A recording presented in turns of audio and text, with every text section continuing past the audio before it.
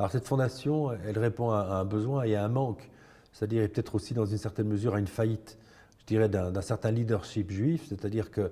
depuis quelques années, on assiste quand même à une remontée de l'antisémitisme en Belgique, et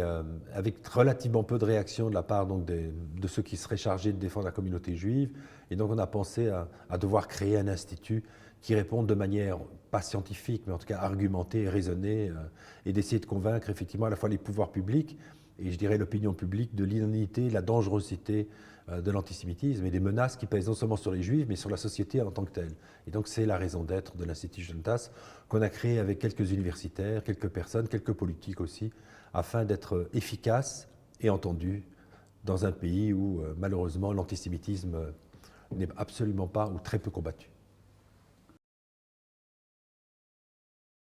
On pense effectivement agir à travers plutôt des études, à travers des enquêtes, à travers des colloques. Donc, et voilà, ce sera une manière de répondre, à travers par exemple aussi des capsules, donc à travers des moyens plutôt intellectuels, comme je l'ai dit, rationnels. Et ce qu'on compte faire notamment assez prochainement, c'est peut-être le premier sondage d'opinion jamais réalisé sur la représentation des Juifs dans les 3 communautés que compte la Belgique, dans les 3 régions que compte la Belgique. Et aussi sensibiliser donc nos hommes politiques, nos journalistes, dans la mesure où notre impression, c'est que l'antisémitisme est nourri de l'ignorance. Les gens ne connaissent rien à ce conflit, ils confondent tout. Ils ne savent pas, par exemple, qu'en 1947, les sionistes, les juifs, ont accepté l'idée de la création d'un État palestinien. Et si l'État palestinien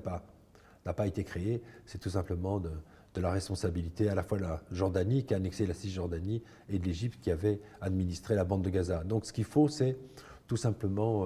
essayer un peu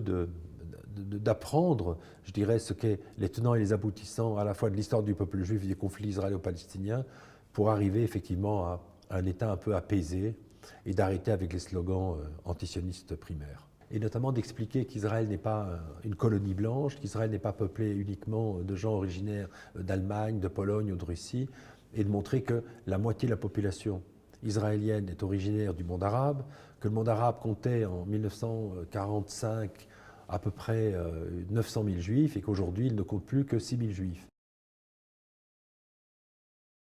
La Belgique est un cas à part, est un cas étonnant puisque ce serait sans doute le pays le plus, on dirait entre guillemets, le plus pro-palestinien d'Europe, ce qu'on pourrait dire aussi le plus anti-sioniste d'Europe. Et la question c'est la raison pourquoi. Et donc je suis en train d'écrire un papier qui essaie de l'expliquer à travers, je dirais, finalement 3 concepts antisémites. Le premier, c'est ce que j'appelle l'antisémitisme primaire, qui est la vieille opposition classique aux Juifs. Il y a ensuite un deuxième concept qui est l'antisémitisme secondaire, qui est un concept qui a été mis à jour par des chercheurs en sciences sociales allemands, qui explique l'antisémitisme non pas